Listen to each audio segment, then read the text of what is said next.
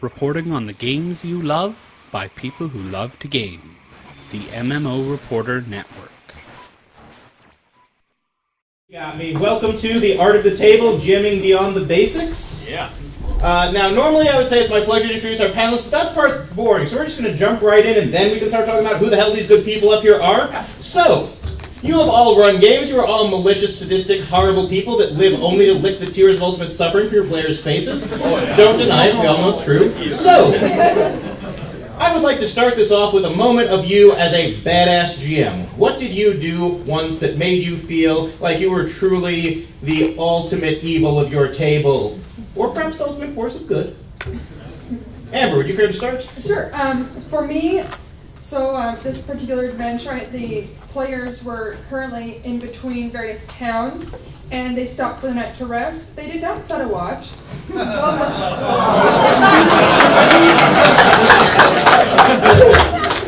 Well, lo and behold, while they were asleep, they failed their spot checks, obviously, and some kobolds came in and ransacked their camp.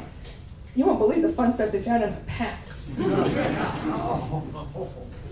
woke up. Nobody woke up. No one heard anything. Morning they woke up, and the remainder of the game session was dealing with recovering all of their stuff and dealing with the kobolds who were only trying to find a few things because they were missing a few things and were hoping they could barter their way into some stuff. The players enjoy it, but by the end of the game, I was cackling with glee. Yeah. Excellent. Eric. Can you hear me? Yeah. So recently I ran an adventure, a Pathfinder adventure set in a dungeon where the players were going in to wipe out a lich. And in the first encounter, they fought a giant clockwork automaton that looked like the wizard that they were going to kill. And after they killed him, inside the automaton's chest, they found a clockwork sphere that kept going thump, thump, thump, thump like a heart. And one of the players decided to examine it and touch it, and he said, I'm going to push it up to my chest and see what happens. So I said, oh, well, okay, I have some good news and some bad news. And they said, okay, great. And I said, the good news is it sinks into your chest cavity and you get a +2 bonus to your constitution. And he said, well, that's awesome. And I said, yeah.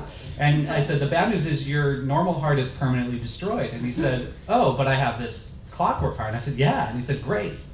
So he went on the rest of the adventure with a few more hit points and a healthier pep to his step. And finally they got to the end and they got to the lich, and they made relatively short work of the lich actually and killed him. But they couldn't find the lich's phylactery.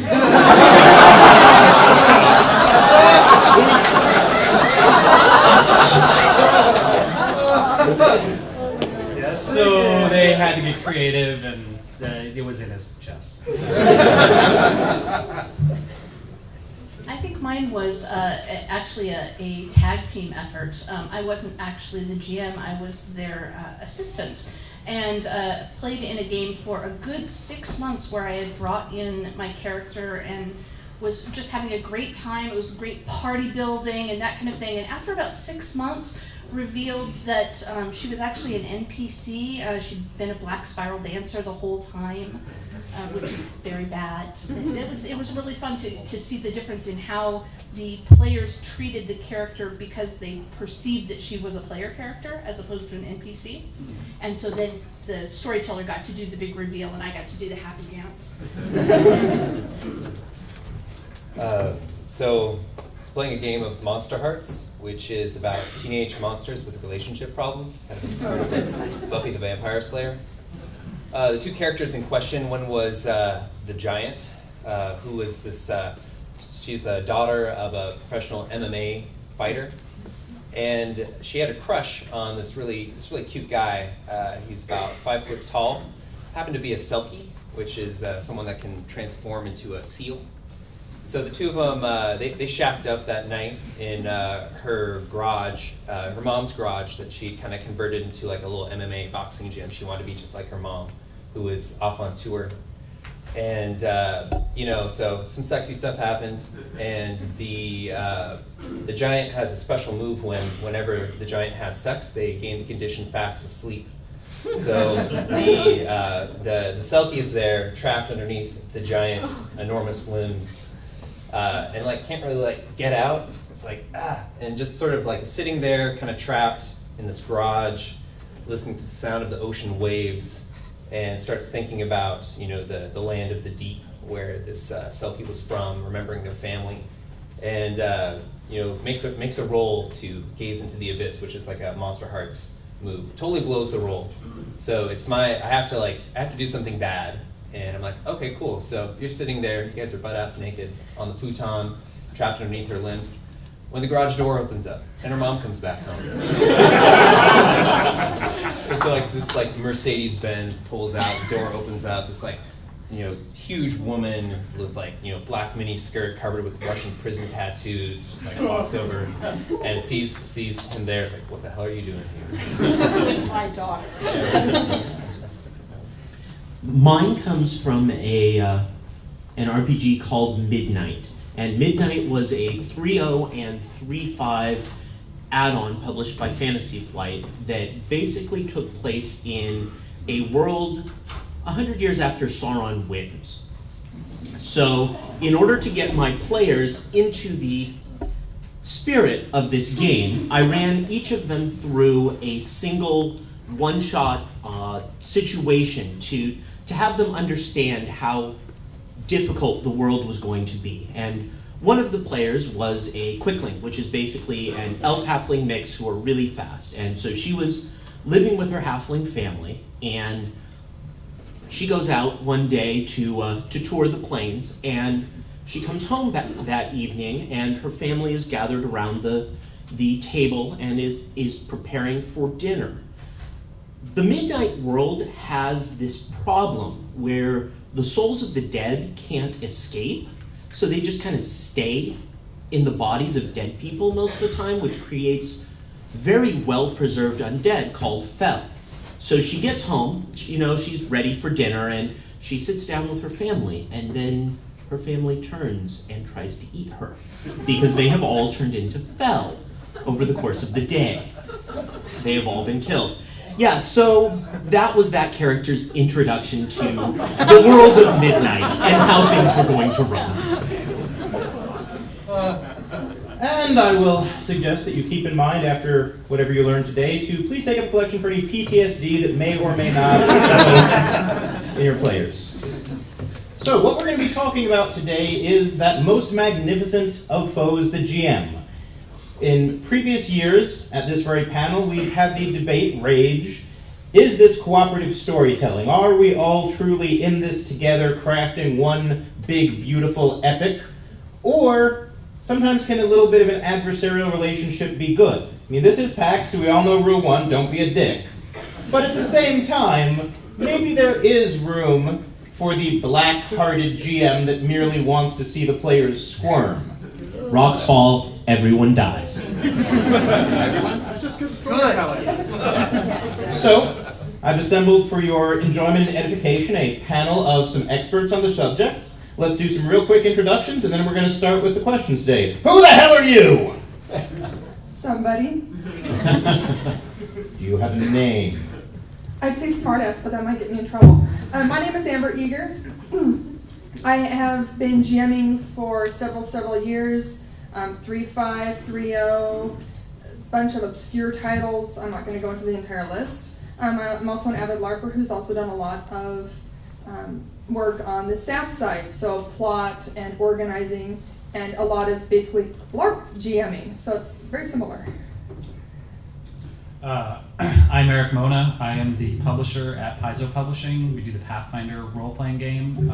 Prior to that, I was editor-in-chief of Dragon and Dungeon magazines, and I helped launch the Living Greyhawk and Pathfinder Society organized play campaigns. I've been gaming since 1983, primarily with all different systems of Dungeons and Dragons and Pathfinder, but also lots of other systems as well. And that's kind of my deal. Hi, I'm Jess Hartley. For the last 10 years or so, I've been a novelist, writer, editor, and game creator, predominantly for White Wolf Studios for their World of Darkness and Exalted lines, and I play a bunch of stuff, but Gothic Horror is kind of my fave. It's a cute sound. Hey everybody, my name is Ross Cowman. I am the author and designer of, I don't know what the difference is, but Serpent's Tooth and Life on Mars, and I'm one of the organizers of Story Games Olympia, as well as Fabricated Realities, which is a game convention that happens in Olympia. And yeah, I'm 34 and I've been facilitating and dungeon mastering and GMing lots of different things since I was about 8 years old, so do the math. My name's Jeff Fazenfest, and I'm a veteran GM with 20 plus years experience GMing a bunch of games. I started out when I was also about 8 years old on D&D third, so Dungeon, D&D, not AD&D, D&D third, the revised, and then moved on from there through D&D third, 3.5, Pathfinder. I'm also a huge fan of Shadowrun, since I haven't heard Cyberpunk kind of represented yet here.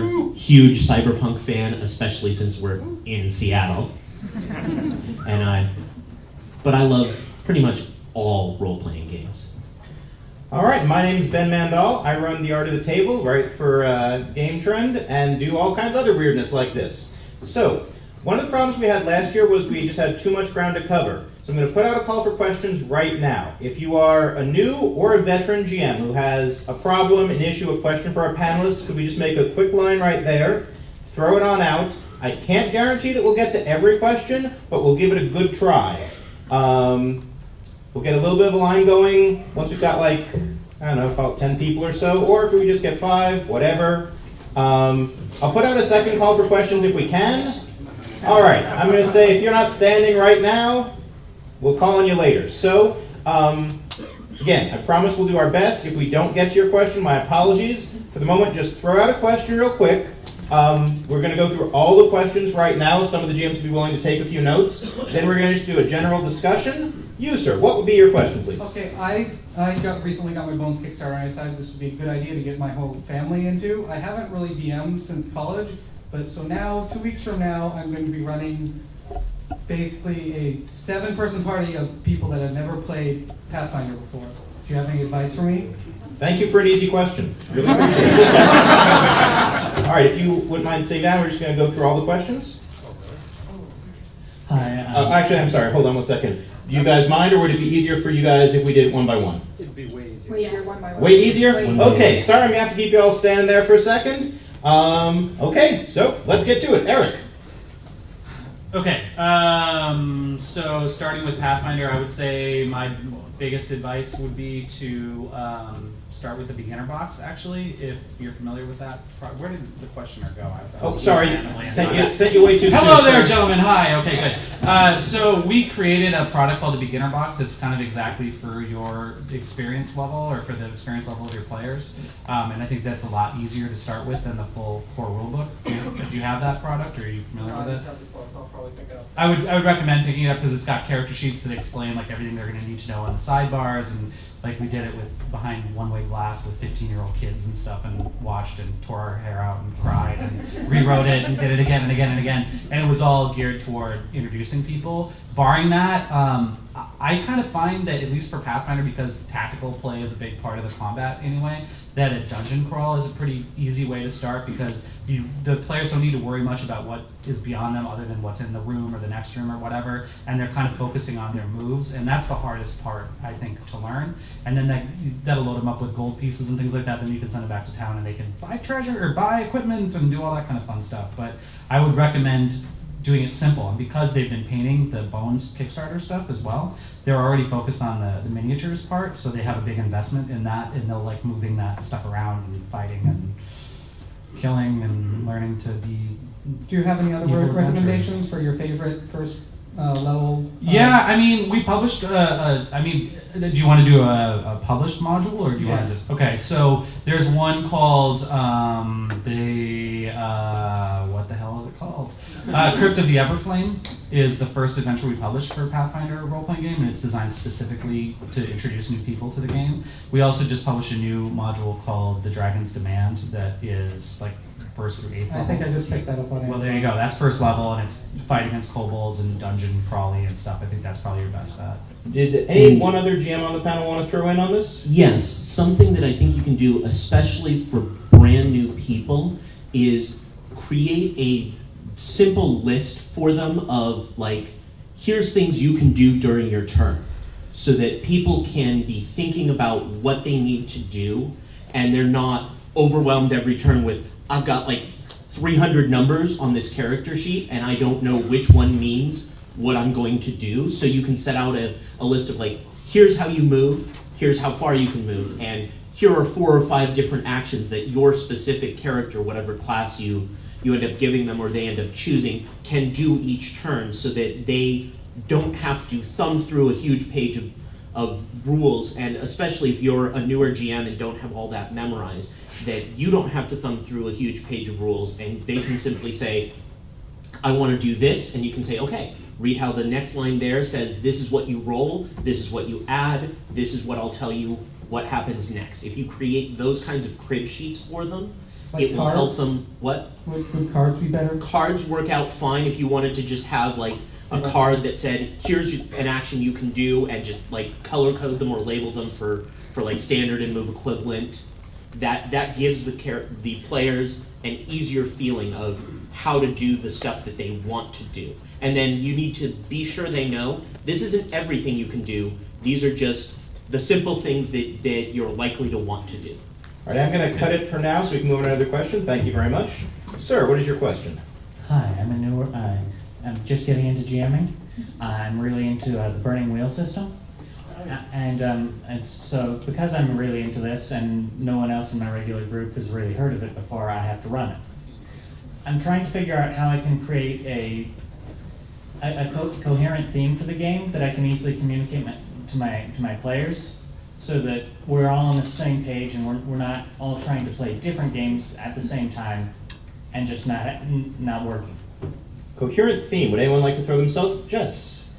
One of the things you can do is basically write a TV guide blurb for your game, 2-3 sentences, that says, in general, this is why you're tuning in. We're looking to play a cooperative, exploration-based game that'll have a lot of focus on alignment or something like that, so that way you as the GM have kind of established what you're going to try to accomplish in the adventure, and given it to them in a really concise way that all of the players can read. And then when they get that, they may go, that's not really what I want to play, and then you can renegotiate that.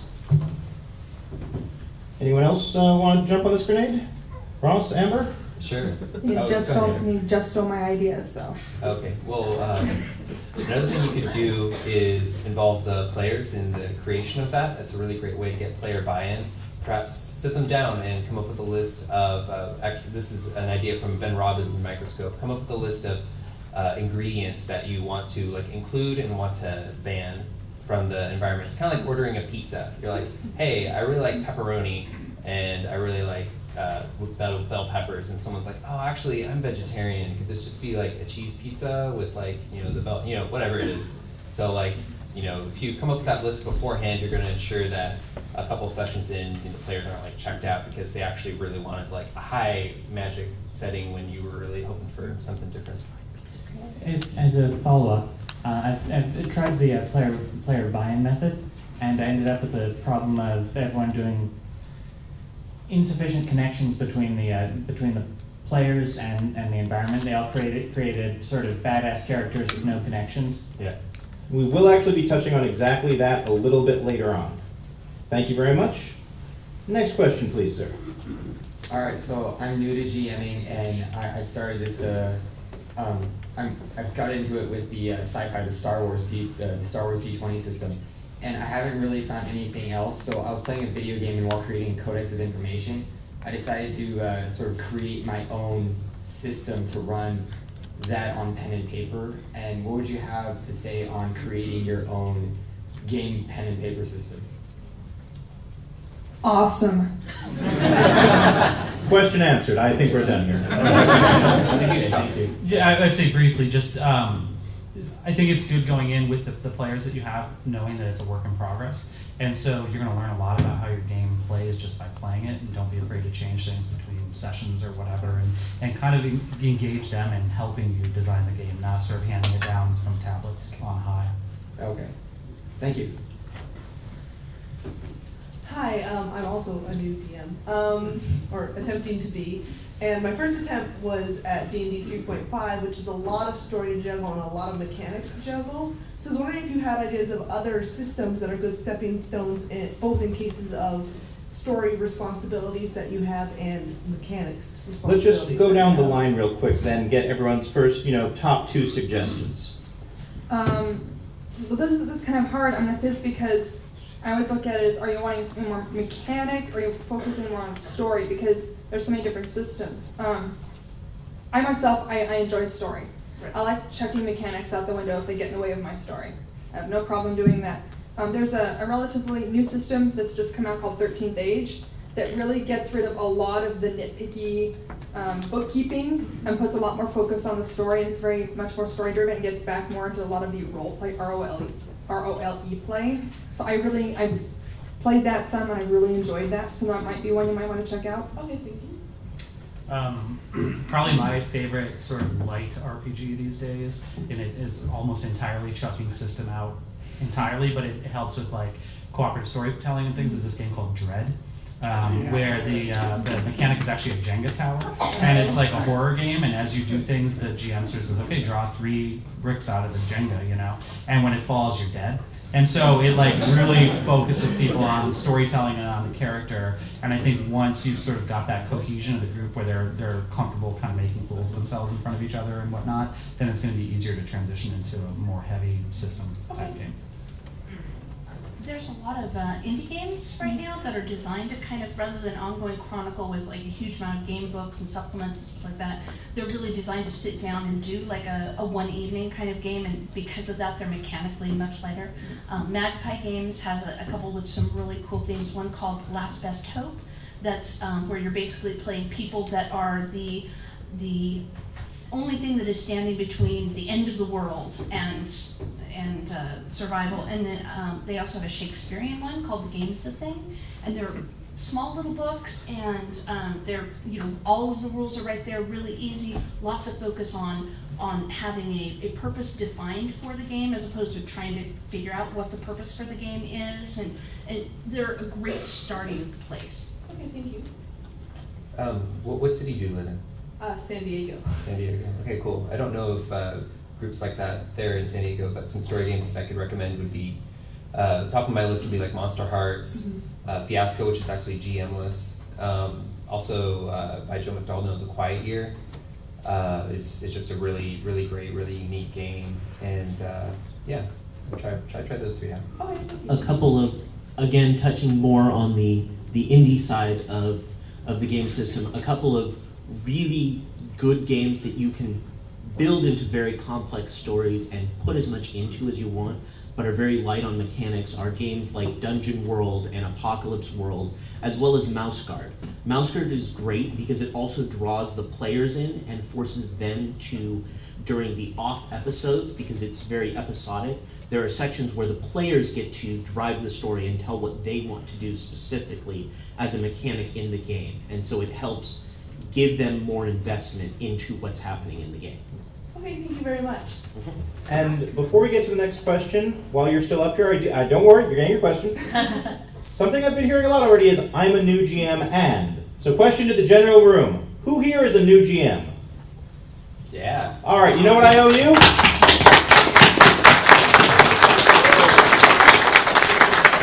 Because all of you are the future of our hobby, thank you for doing this. Thank you very much for your question. Hi, so I'm about to start, I've never GM'd before, I've only been tabletoping for like 3 or 4 years, and in the next month I'm about to start GMing a tabletop and a LARP, and I'm wondering what are the major pitfalls that I should be wary of and avoid, and then what is the best way to create an environment that is safe for my characters to take risks and conducive to them to take risks. Over communicate. Talk way more than you think you have to with your players. Keep asking questions, keep asking for feedback, keep trying to get more information from them on what they're enjoying, what they're not enjoying, what they want to do, where they want to be going, and no storyline, no system, no plan you have survives contact with the players. So it will It will never.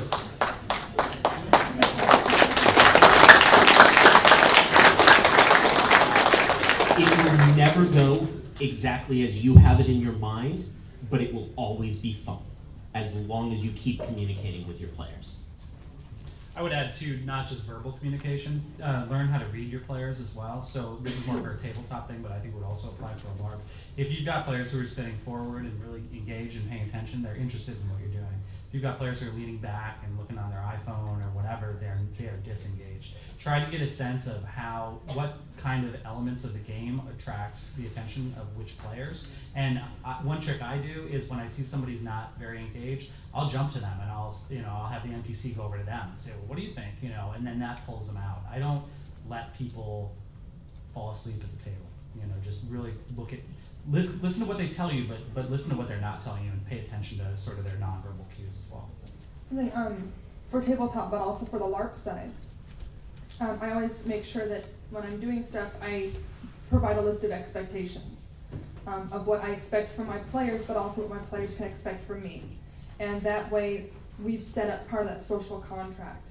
In regards to LARP, feel free to find me afterwards because I could ramble on probably for the rest of the time on this. But there's some really good resources I can point you towards that will go through a lot of the pitfalls of LARP and working with LARP and that whole side of things. Thank you. The only other thing I would like to add, I've seen a lot of people do this to great success. Don't be afraid to give the players power. If you're playing, say, a vampire LARP, don't be afraid to say, hey, would you like to be the prince of the city? You might die, but you'll have a great time. And do not be afraid to ask really weird questions, because I might have this awesome idea for a neo-Nazi skinhead plot, and would you like me to discriminate against you, madam? And if I actually ask her that, and she said, oh, I think it'd be awesome if you're some horrible neo-Nazi that I killed because you're, evil, great. But she also has the opportunity to say, Ben, I'm not really down with the neo-Nazis these days, so maybe give that plot to somebody else. Thank you. Also, while all of these are great advice, they're not going to, you're going to run into things 3 months down the line, 6 months down the line that you're not going to know how to handle. You don't have to reinvent the wheel. Go to people like Amber, get some resources where they're people that you trust their judgment, you trust their experience, so you can go to them when you say, oh crud, I have this situation come up, I have no idea how to handle it. Have you dealt with anything like this? Because there's no new problems. It's been, somebody has dealt with it. And that can give you some ideas on where to turn to in the future. Thank you. Thank you. Next question, please. Hi. So I'm running two at the moment, new players through this. Basically, they keep on Borderlands, but it's kind of hard to get them really incentivized because they're like never available. So I'm having a lot of time on my own. So, because somewhere down the line, I'd like to have some sort of chaotic neutral race thing that I'm going to throw at them. So I want to figure out how I would play a chaotic neutral creature because it usually goes from non-intelligent to like super genius. So I'm trying to figure out how I would play an animal intelligence chaotic neutral thing. Get a pug. Or a cat. Yeah, my cat. So I'm trying to figure out how I would play a chaotic neutral anything really, because my dad says that they can be more dangerous than chaotic evil, because you know that the chaotic evil people are out to kill you. The chaotic neutral might be out to kill you, but not at the moment. So I'm trying to figure out if you have any advice on how I would play a chaotic neutral thing. I think a chaotic neutral is just very selfish. They're whatever at the given moment seems to be in their best odds. Sometimes that's helping people, sometimes that's stabbing people in the back.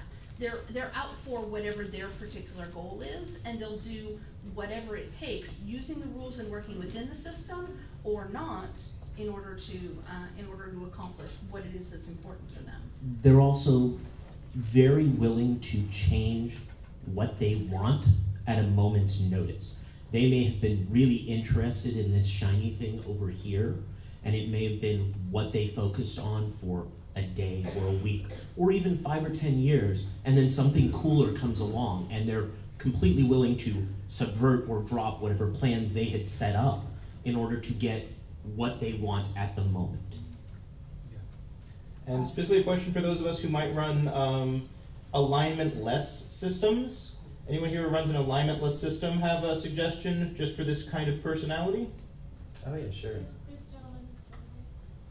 No, I'm sorry, I'm talking to our panelists. Yes, I know, but I had a really good, look up mania. Manic personalities, that's what you're looking for. Pure manic episodes. They are exactly what these people are describing.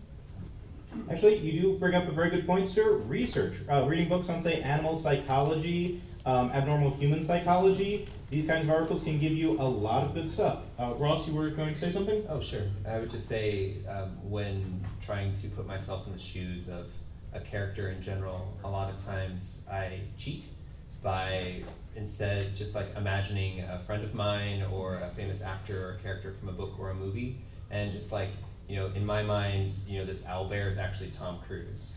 You know, this Goblin Lord is this Goblin Lord and his minions are actually the Hanson brothers. And I'm not telling the players this, or I am. You know, afterwards. Are you sure you want to kill Tom Cruise? Yeah, right. Yeah. He's already in your face. But Yeah, exactly. So that can just be a really simple thing, because if you get like those personalities, they're kind of like a handle for you to hold this really complex idea, and that way you don't need to get too cerebral about it. You can just be like, oh yeah, what would my brother do? And that's who this owlbear is. He's like my brother, right? Yeah. Thank you very much. Thank you. Next question, please. Hello. My name is Sam. I've been DMing for a few years, and I'm currently playing a Pathfinder campaign off my own sort of idea for a setting, piratey. But at the moment, I'm running into a problem where there's one or two members in the party that, even though they've been really only using the basic stuff, seem to just crush everything I put in their path. And if I make it, but when I've been increasing the strength of the monsters and stuff, the other four members in the group just get annihilated.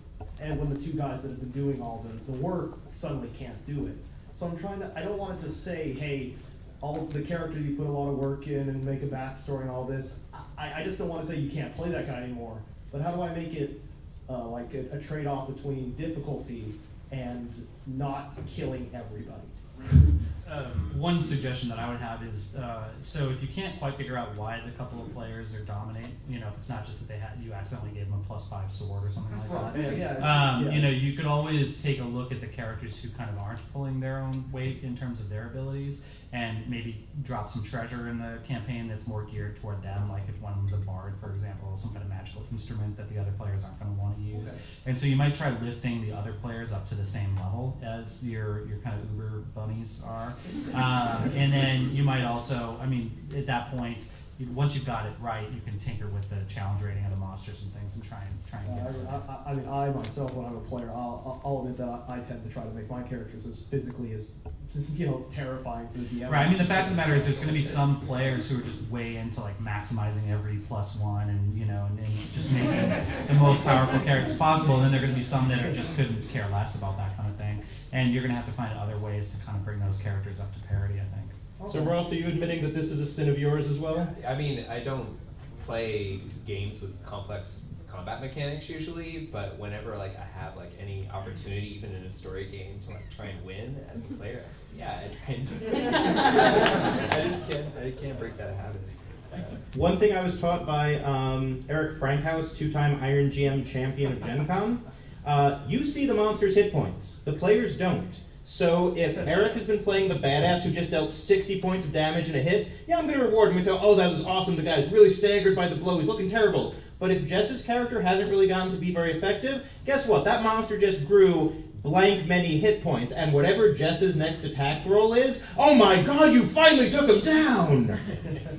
Another thing you can do, and this works better if it's something other than just a straight dungeon crawl type campaign, is look at your plot and look and see if there's ways that you can throw out challenges where those characters who are not necessarily the tanks get an opportunity to shine, because they may have made the characters the way they did. It may just be that they didn't know how to min-max the system, but it may be that they really wanted to put those points into underwater basket weaving instead of in a brawl.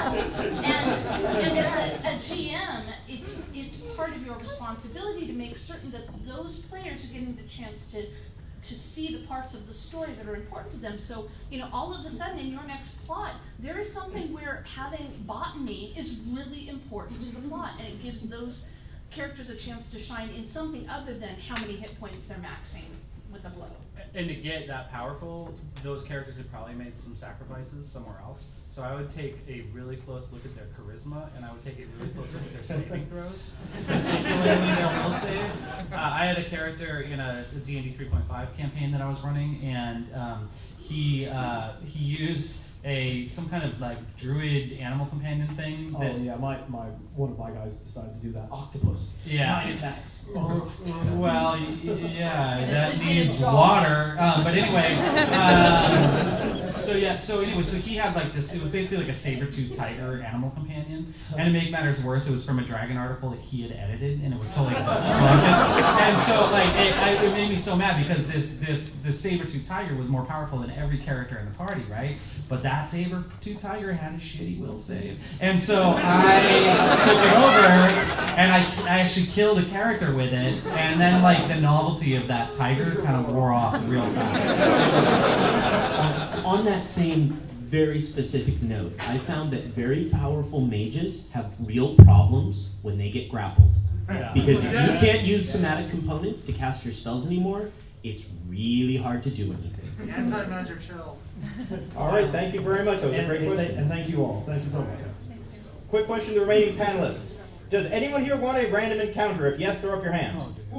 All right, you wanted a random encounter, sir, so you are getting it. Cool. All right, panelists, whatever this question is, you are only allowed to answer in the form of a pop culture reference, movie, song, actor, or singer.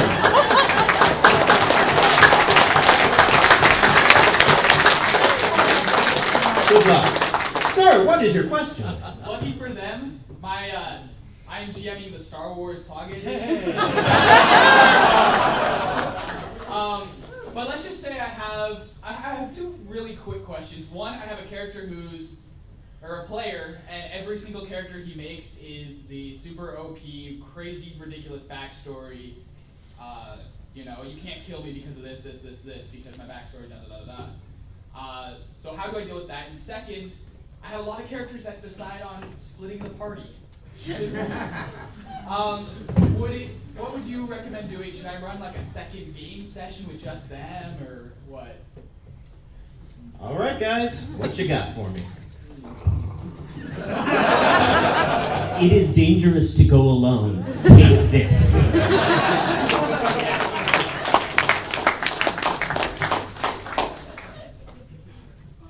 Any suggestions about his first question? Luke, I am your father. Just because he gets to write his backstory doesn't mean you don't get to add components to it. In terms of splitting up the party, mine would be, I've got a bad feeling about this. Ross, Amber, anything you'd like? Congratulations, sir, you broke one of my panelists. Good work.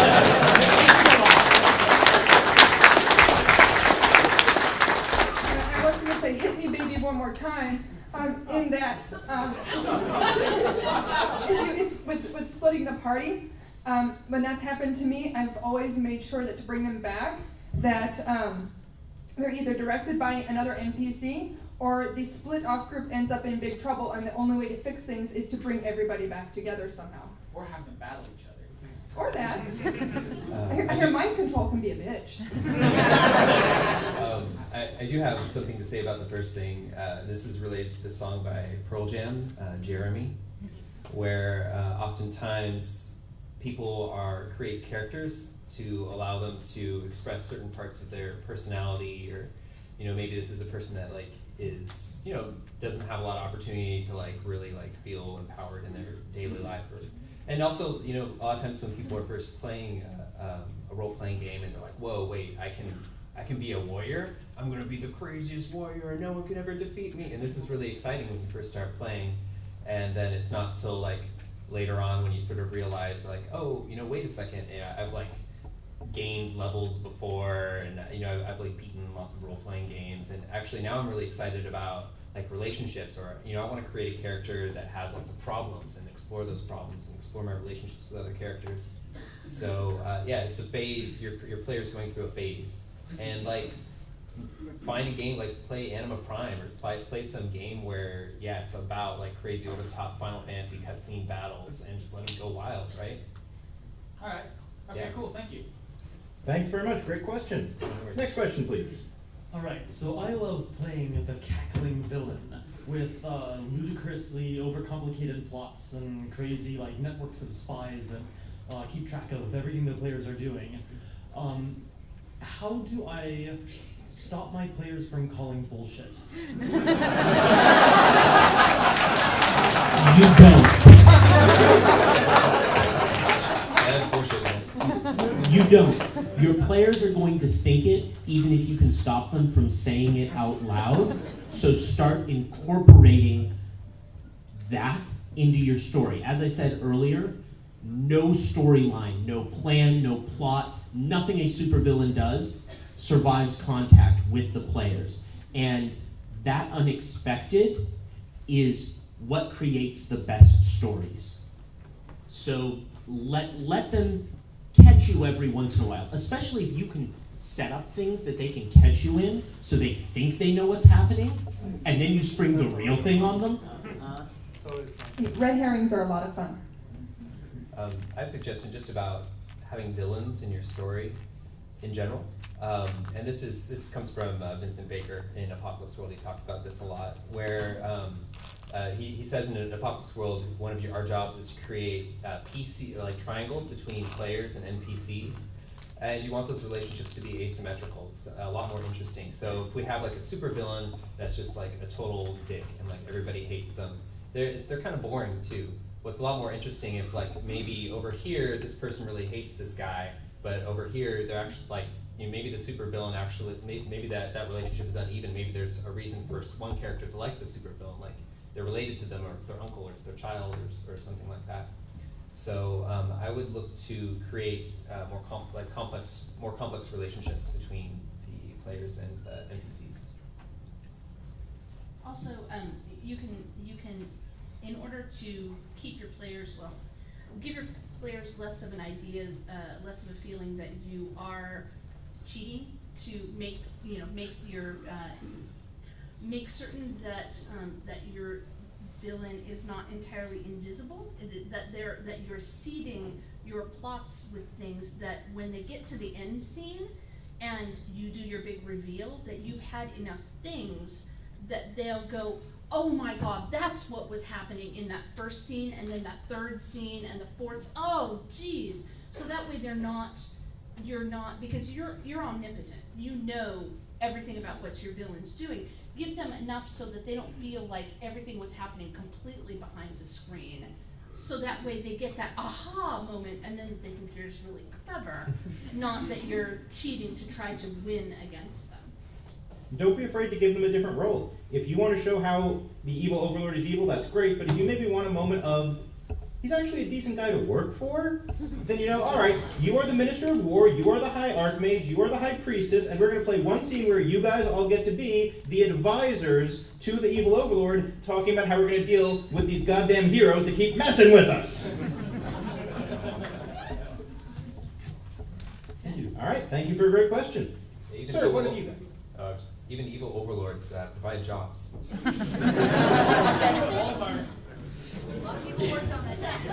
GMs, we are important to a lot of imaginary economies. Let me see. So firstly, thank you for this panel. It's been awesome so far. I'm looking forward to more.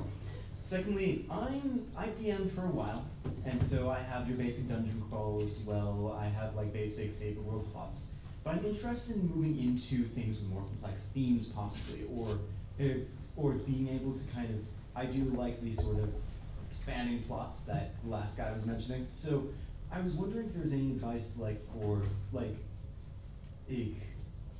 any sorts of themes that, for when I'm trying to capture the themes, or when I'm trying to capture how, I essentially want to push forward my DM sort of artistry forward. And so I'm wondering if any of you would have suggestions for like the sorts of things that help push you most as a DM, as far as sort of plots that and experiences that either were really awesome for your players or were seen as kind of artistry. For me, again, going back to the system I talked about at the very beginning, in Midnight, it's really easy to just win. Your PCs are completely overwhelmed. They are badly outnumbered. It's death to carry a martial weapon without a rule, without a pass to do so. And so trying to build that world to the point where it was scary and difficult, but not impossible, tiptoeing that line where every second it was really easy for me to be overpowered and just kill the party, and pulling back from that helped me a lot to know that, yes, my players have to think about all of these additional things, so I need to be nice to them every once in a while in these areas that they would normally be focused on, because they're simply focused on making it through town without someone identifying that that's an elf and it needs to be hung. That kind of thing has helped me a lot to see the difference in perspective. Anyone else like to throw in an idea? Yeah, I would say one thing. I'll just put in a plug for organized play campaigns. So one of the things that I did a lot in the 90s is I was into the RPGA's Living City campaign, which is a big Forgotten Realms D&D game. And I traveled all around the country and played with a whole bunch of different people. You don't have to go that far. You can just go down to the local game store, a story game meetup, or the Pathfinder Society game or something like that. And what I found is that the more different GMs that I played with, the more tricks that I picked up. I read the books, I had my own expertise, but until I saw other people put their own sort of best practices into play, there was a lot of stuff that I was missing. For example, until I went to college and started playing with people I'd never played with before, I never really used miniatures at the table. And with a game that's as tactically complex as Pathfinder or D&D, I found that added a totally different dimension to the play, and I've been using them pretty much ever since. Another trick that I picked up from other people is I almost never sit down when I'm GMing. I'm generally standing up, and if I'm, you can really do a lot with atmosphere by doing that. So maybe you want to kind of get up close to someone and kind of whisper something to them, and that really kind of helps them immerse themselves into the situation a lot better. And then when it's quiet, sit back. And another trick that I've learned is that sometimes the players just want to feed off of each other, and they just want to bounce, role playing with each other about something. And that's kind of that's my excuse to sit my ass down and relax a little bit. So look at how other people do it and steal the best things that you see from them. So there's that. Don't be afraid to experiment. Don't be afraid to go, I want to try this and potentially try. I also love props. And I love props that can complement the game. So if I'm running a game and the players are expected to find this letter or this treasure or whatever, I try to keep various little props around that I can quickly grab. I have this really cool looking box, like a chest, that I can throw stuff into really quick, and you find this, plunk. And then let them poke around. When say they've got a letter that comes from a courier from the mayor or the king or whatever, I will hand them a wax sealed letter and say, you were handed this. And that gives them the chance to open it up, feel the crack of the seal, opening up, feeling the parchment, and then reading the letter. So that helps. And again, I said, don't be afraid to experiment, to think of it and go, what might I find fun if I was in their shoes? Yeah. Thank you very much. I'm going to have to cut you here because we do have a few more people behind you, but thank you. That was a great question. Thank you. Quick question. Everybody enjoying themselves? Yeah! All right. So one thing I was told by the amazing enforcers that are working this theater is that we are the last one here today, so we are allowed to run just a couple minutes over. I can't go too far, but this does mean if any of you need to be somewhere exactly at 3:30, I'll let you know when that is. We may end up going a couple minutes over, but please, if you want to just hang out and have a nice, intimate conversation, just the 200 of us, feel free to stay. Sir, what is your question? So our group has been together for a bunch of years, and over time we've gradually picked up more and more players. So we're at 8 now, so 7 players versus 1 GM is just unmanageable. So one trick we've been trying to do is have 2 GMs. And I was just wondering, we've had about a 50% success rate between really cool and didn't quite work. And I was hoping for any advice with that. Yeah, I have some advice. The challenge with I've participated in 2 GM campaigns and experimented with that in a bit in design, and the biggest challenge is that when we sit down at the table together, one thing that we're doing is creating this shared imagined space, which is the story. It's kind of like being on a road trip with your friends, where after a while you develop all these little like inside jokes that wouldn't be funny to anyone that wasn't on this road trip. So when you have 2 different tables, it's like we're all on 2 different road trips, and those little like funny things aren't going to be funny to the other people. So if you're looking for, so I would say that tabletop RPGs in general have a little bit of a limitation with that regard. If you are looking for things to do with larger groups, I either like split into 2 groups and then like kind of share stories afterwards, or maybe try like chamber LARPs, or there's like other things that work a little better with larger groups. I'm done running games for more than 5 people. I've done it enough, and it's torture for me, just because there's too much going on.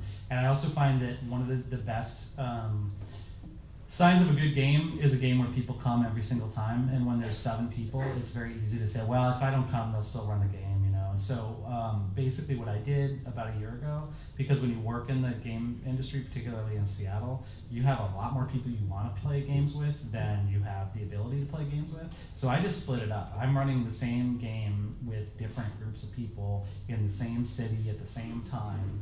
The same fake city at the same time, and then that gives me the opportunity later on to like mix up groups and things like that. It's a huge challenge. I mean, I'd be perfectly honest, it's probably easier just to pick 5 friends and just play with them. But I wanted to play with all these guys, and so I would recommend splitting your group in half and finding another player or 2 to make it 5 and 5 or 4 and 5 or whatever. 7 players is just really, really hard for everybody to pay attention, and I think when people are not paying attention to the game is when the game starts to suffer. Are you telling him to split the party? Yeah, I am. I guess so, yeah. All right, risky advice, but thanks very much. I was going to say really quick on that. If you're bound and determined to keep everybody together, my suggestion is you really need to be communicating with your co-GM. Set up some time where you get together before, maybe even after each game, and plan out who's going to be responsible for what, and who's going to be covering what, etc. So when things happen, you know who to go to and who you look to. And instead of actually splitting it up into 2 separate tables, you could share the GMing responsibilities. Like, for example, in the World of Darkness game that I'm playing in with werewolves, we've got one GM who's in charge of the main narration stuff, and then we've got a GM who handles all the Umbra spiritual stuff. So if the party goes into the Umbra, that person tag teams out. They have to keep track of all the spirit stuff and that kind of thing. So they've divided the responsibilities. And then they just use a really streamlined version of the areas where you tend to bottleneck, like combat. They've got, initiative cards that line up so you don't have to, you have a card for each person or each character. The person with the highest initiative goes in front. When they take their action, it gets moved to the back so they can see whose initiative it is. If you don't have your action ready when your card is at the front, you have flubbed your chance to have an action that time. Your card goes to the back, so it goes really, really fast. Tools like that allow things to address the bottleneck points. And I'm going to have to cut it here, guys, just because we do have a few more questions. Thank you very much. That was great. Next question, please. Hey, I've been GMing for about 6 years, and I've been running actually the same group for the last 2 to 3. And we're about to finish within the next coming months, a few sessions away, we're about to finish. And I've never ended a campaign before. Do you have any tips for how do I kind of bring everything together for one nice, sealed ending? Why does it have to be sealed? That's true. If your players love their characters, they can move on to becoming NPCs in the next story that you run. The storyline I imagine that you're creating has a kind of stopping point that you've come up with, and that's fine, but it doesn't have to tie everything up into a neat little bow. Your players get to maintain that interest and that love for characters that they've been playing for several years. If you leave a few tidbits here or a few tidbits there, I think trying to tie everything into a neat little bow is going to end up causing people more stress and more troublesomeness than letting them have a few things that either aren't told by you, or maybe you let the characters tell themselves. You let the players do a little aftermath of each of their characters after you've reached the end of whatever storyline you were telling them. Animal House thing, where it's like 5 years from now, this character did this. And I'm going to steal my own random encounter for a moment, and give you a line from A.A. Milne, because I'm sure you have a few people that grew up on Winnie the Pooh here, and that is, in that enchanted place at the top of the forest, a boy and his bear will always be playing. Don't be afraid to just let them walk into the sunset and have that moment of who knows what's next. All right, thank you guys so much. All right, we've got Miskatonic University. What you got for us, sir? Yes, so somebody else already asked my primary question, so my plan did not survive contact. So I have a backup question.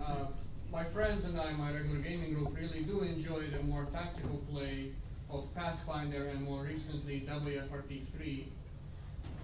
But the problem I have as a GM is that they tend to look for very tactical solutions. So I like to sprinkle a lot of investigative opportunities in the story and some intrigue opportunities, but they feel like when they're faced with such a challenge, their first answer is usually, I attack. And when I try to mitigate that by basically telling them, not in so many words, this is not really an encounter that you can win. And the corrupt guards are watching you and fingering their swords, and the wizard is sort of looking at his spellbook, looking at your shift jack or something like that. They flat out disbelieve me.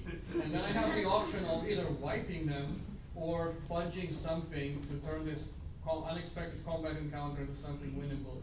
So which would you guys suggest for me to... Be the wipe. And then They, next time they don't have to win every combat, but just because they lose doesn't mean they die. They may get capped, they may all get knocked to 0 or less than 0 hit points, start bleeding out, and then the evil wizard decides, I need subjects for my next experiment. And they wake up in a jail cell with none of their gear. And I think I always have fun when I have players like that, and I overpower them, but I do so in a way that it forces them to rethink their choice in the process of role-playing how to get out of the situation. With the guards, they end up in the city jail cell, stripped of all their stuff, and now they have to face the magistrate, and now they're going to have other penalties to pay. So always think and look at other options rather than just flat out kill. So if you take anything away from today's panel, it's strip or wipe your players. On the other side of that coin, a win doesn't necessarily have to be a win either. Just because they've killed the guards, destroyed the wizard, that sort of thing, doesn't mean they've accomplished what they needed to accomplish in that scene. And once you've given them a couple of opportunities where the winning, killing everything, does not get them what they were looking for, it doesn't get them the information they were wanting, because that wizard had it. He knew the path to the thing. It wasn't written down in his spell book for them to recover after they killed his dead body. They'll start, once you've made it a pain for them to handle things after the win, they'll start trying to figure out whether this situation is one where they should be using diplomacy, or whether they can't, can go in and wipe everything out and still walk away. I would say also... Actually, I'm sorry, Eric, we have to cut you off. I'm going to say nothing. You're censored, sir. Oppression. Thank you very much. That was a great question. We've got 1, 2, 3, 4, 5 left. All right, I think we just might pull it off. All right, kind of a two-parter. I'm first-time DM, going to start 4th edition D&D campaign real soon in the next couple weeks. Just running the first published adventure, The Keep on the Shadowfell. One thing I'm kind of dreading is that, looking at my own skill set, I'm not very good at the improv, the social interaction stuff. I like to say I think I'd make a good dungeon master, but not necessarily a good game master.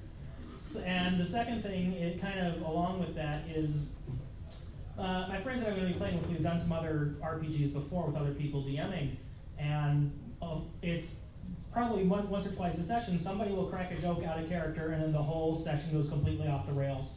So I'm wondering if you guys have any tips for a first-time DM, and specifically how to handle those two kinds of situations. How do we keep them on the rails, guys? Eric, I uncensor you. Oh, how nice. Not sure I have a brilliant answer to this, but I mean, part of it, I think that the most fun game sessions that I've had over the course of my gaming career have been game sessions where everybody's laughing and having fun. And sometimes that's been because of what's happening in the game, and sometimes it's been because somebody threw in a funny Monty Python quote or whatever. I think as long as it's not super distracting, a little bit of kind of fun is okay. That's kind of more what I was asking, not so much how to prevent that from happening, but how do I bring them back to the game? I just think just jump right back into it, you know. And I mean, one of the things that I said at the beginning of my current campaign to all my players is I'm going to do the best job that I possibly can to engage your interest, and we're going to have fun, and I'm going to try and make the coolest story I possibly can. And in return, I would appreciate if you guys kind of stay focused on the game and stuff like that. And you know, we still joke, and there's still, I mean, everybody's drinking beer at my game, so I mean, it gets hilarious. But you know, but at the end of the day, we're here to keep playing, and so I think that really you as the GM you're the facilitator of the game. And if you find yourself getting pulled into, you know, a 7-minute conversation about Venture Brothers or something like that, you are not doing your job. Your job is to pull people back. So let them laugh, let them have their fun a little bit, and then surprise attack them with a group of orcs or something. We really quick, we use the term dead puppies. So, you know, everybody's going off thing, and then the GM or the storyteller will be like, okay guys, dead puppies, 3, 2, 1, back in character. And it's just kind of, it's another funny thing, but it just reminds us, okay, we were laughing, okay, let's all get back to where we, you know, pull on the angst again. And then on your other question, how to deal with the parts of being a GM that you feel like you aren't as good at, let your players know, hey, my dialogue isn't going to be polished for the first couple of times, but the way you get good at those things is by doing them. Yep. You're not going to be great. None of us up here came to our first game session as fully formed perfect GMs. It doesn't happen, and the way we got good at what we're good at is by doing it over and over and over again. And some stuff worked, and we kept doing it. And some stuff didn't work, and you know, we kept doing it too because we didn't realize it didn't work, and eventually we realized it doesn't. What is your question? So this is a fairly general question, but when you're scripting a plot for an adventure, or maybe an overarching plot arc, or even just the hook to get an adventure started, do you ever run into writer's block, and if so, what do you do to cope with that? All right, I'm going to declare that this is another random encounter. Hallucinogens, alcohol, illicit substances, and things that are bad for you. Yes, that's how you get through that.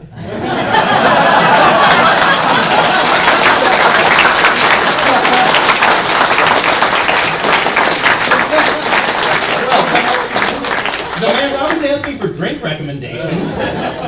Frankly, plagiarize. Take it from somebody who's done it already. File the serial numbers off, though.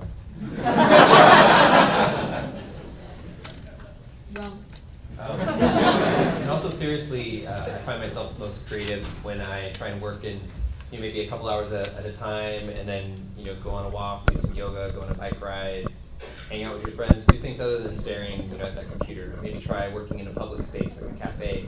Find someone that wants to come over and hang out and work and bounce ideas off. Try and surround yourself with other people that are doing creative work, and that creative community is what's going to give you the juice to be able to finish projects. I think the best part about being a GM is you are always playing the game. The players are only playing the game when you're running it, but you're always thinking about it. So a big thing that I have, not just for GMing, but also as a writer, is I carry a notebook with me all the time. There's a notebook next to my bed, there's a notebook in my bag, there's a notebook in my car. I am constantly writing down ideas. You never know where you're going to have an idea. Some of my best ideas are in the shower, you know, I don't carry a notebook in there. But you never, don't like prescribe your creativity to be one place or whatever. You should be creative all the time. Some of my best thoughts have actually come when my mind is off thinking of something else, and I get this, oh my gosh, this would be epic!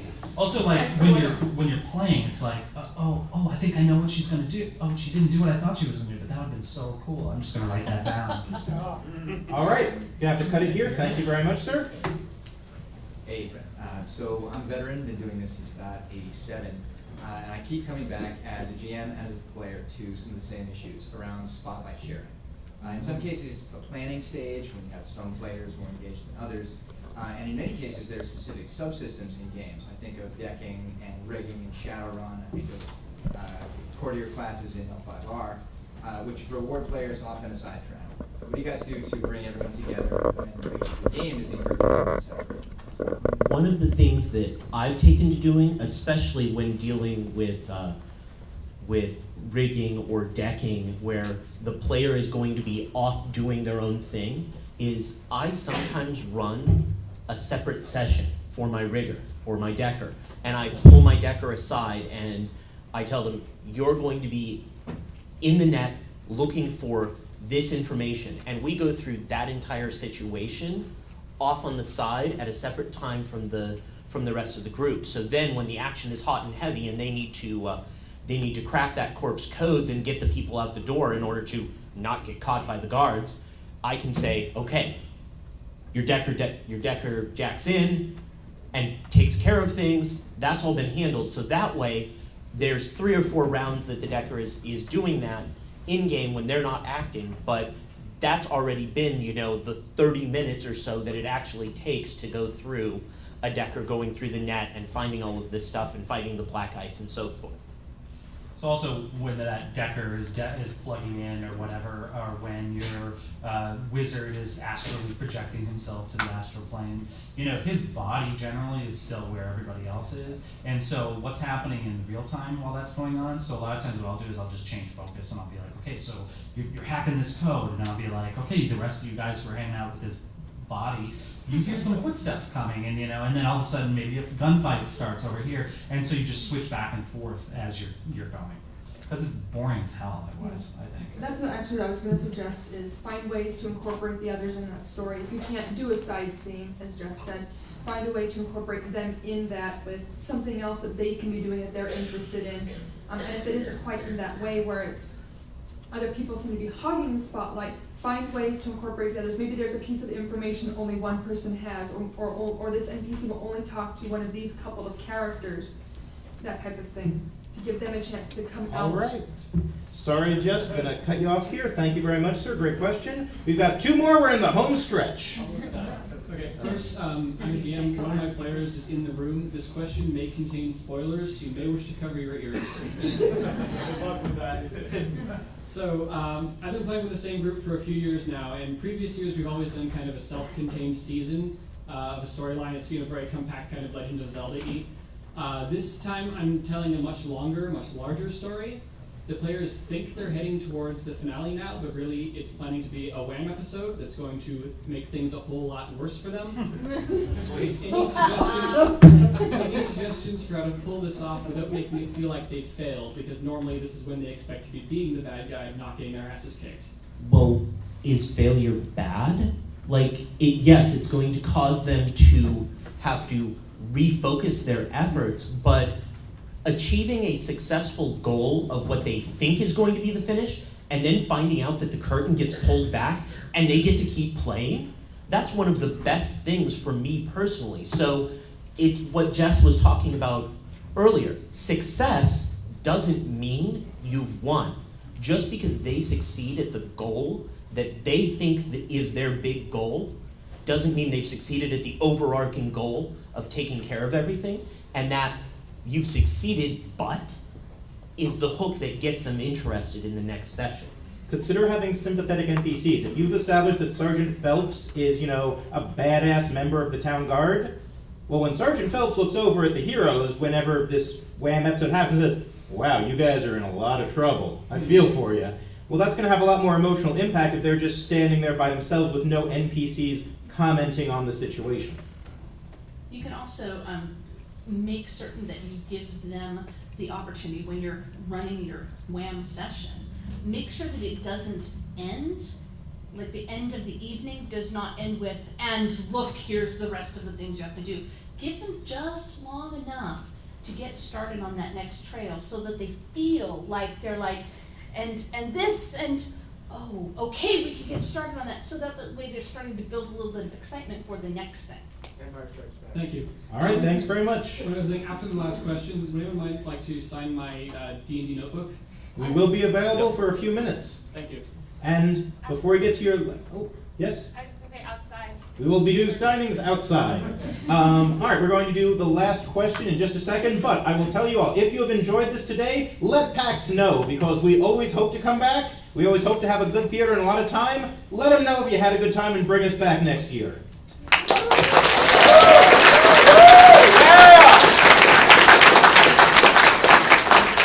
Thank you so much for your patience. What would your question be? Hi. Due to an unfortunate series of events, our D&D group is now split up all over the world. 2 of them in Europe, some in Texas, and 3 of them in Seattle. So I'm interested in trying to get our Pathfinder group on Skype, and I'm hoping there's a program called Hero Lab, which has been an immense help to character creation and keeping our inventories and just being our character sheet for us. So I'm wondering if there, in your decades of experience of DMing, if there is some kind of interactive map that we can have. I'd like to suggest something different than Skype. I believe it's called Roll20, but it's a website that is designed just for your purpose. It allows webcam access, but gives you a battle mat area. What was that called again? Roll20. .net. Awesome. One other commenter? Anybody else want to add to this? Google Plus has a lot of utilities for that as well. Google Plus Hangouts, a lot of people use that, and I believe there's actually a map thing that's free. Map tool. That's what it's called. Map tool. Yeah. All right, so we are Art of the Table. Amber Eager, Eric Mona, Jess Hartley, Ross, what is your last name? Cowman. Ross Cowman and Jeff Fosenfest. I'm Ben Mandel. Thank you so much for joining us today. Now get out there and game!